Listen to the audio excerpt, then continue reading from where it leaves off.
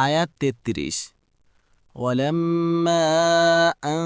جاءت رسلنا لوطا سيء بهم وضاق بهم ذرعا وقالوا لا تخف ولا تحزن إنا منجوك وأهلك إلا امرأتك كانت من الغابرين অনুবাদ আর যখন আমার প্রেরিত ফেরেশতাগণ লুতের কাছে আসলো তখন তাদের জন্য তিনি বিষণ্ণ হয়ে পড়লেন এবং নিজেকে তাদের রক্ষায় অসমর্থ মনে করলেন আর তারা বলল ভয় করবেন না দুঃখও করবেন না আমরা আপনাকে ও আপনার পরিজনবর্গকে রক্ষা করব আপনার স্ত্রী ছাড়া সে তো পিছনে অবস্থানকারীদের অন্তর্ভুক্ত আয়াত ৩৪ إنا منزلون على أهل هذه القرية رجزا من السماء بما كانوا يفسقون অনুবাদ নিশ্চয়ই আমরা এ জনপদবাসীদের উপর আকাশ হতে শাস্তি নাজিল করব কারণ তারা পাপাচার করছিল আয়াত ৩৫ وَلَقَدْ تَرَكْنَا مِنْهَا آيَةً بَيِّنَةً لِقَوْمٍ يَعْقِلُونَ অনুবাদ আর অবশ্যই আমরা এতে বোধশক্তিসম্পন্ন সম্প্রদায়ের জন্য একটি স্পষ্ট নিদর্শন রেখেছি তাফসির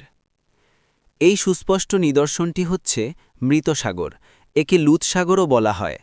কোরআন মাজিদের বিভিন্ন স্থানে মক্কার কাফেরদেরকে সম্বোধন করে বলা হয়েছে এ জালিম জাতিটির উপর তার কৃতকর্মের বদৌলতে যে আজাব নাজিল হয়েছিল তার একটি চিহ্ন আজও প্রকাশ্যে আজপথে বর্তমানে তোমরা সিরিয়ার দিকে নিজেদের বাণিজ্য সফরে যাওয়ার সময় দিনরাত এ চিহ্নটি দেখে থাকো দেখুন সূরা আল হিজরের ৭৫ থেকে ৭৭ সূরা আস-সফফাতের ১৩৭ থেকে ১৩৮ বর্তমান যুগে এখানে পানির মধ্যে কিছু ডুবন্ত জনপদের ধ্বংসাবশেষ পাওয়া যায় আয়াত ৩৬ وَإِلَى مَدْيَنَ أَخَاهُمْ شُعَيْبًا فَقَالَ يَا قَوْمِ اعْبُدُوا اللَّهَ وَارْجُوا الْيَوْمَ الْآخِرَ وَلَا تَعْثَوْا فِي الْأَرْضِ مُفْسِدِينَ আর আমরা মাদিয়ানবাসীদের প্রতি তাদের ভাই শুআইবকে পাঠিয়েছিলাম অতঃপর তিনি বলেছিলেন হে আমার সম্প্রদায় তোমরা আল্লাহের ইবাদত করো এবং শেষ দিনের আশা করো এবং জমিনে বিপর্যয় সৃষ্টি করে বেরিও না তাফসির এর দুটো অর্থ হতে পারে একটি হচ্ছে আখিরাতের আগমন কামনা করো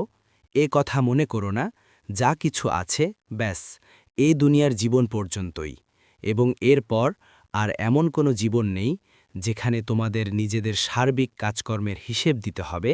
এবং তার পুরস্কার ও শাস্তি লাভ করতে হবে দ্বিতীয় অর্থ হচ্ছে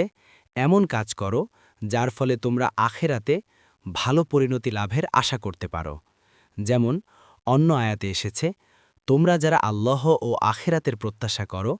অবশ্যই তাদের জন্য রয়েছে ওদের মধ্যে উত্তম আদর্শ সূরা আল মুমতাহিনা ইবনে কাফির ফাতহুল কাদির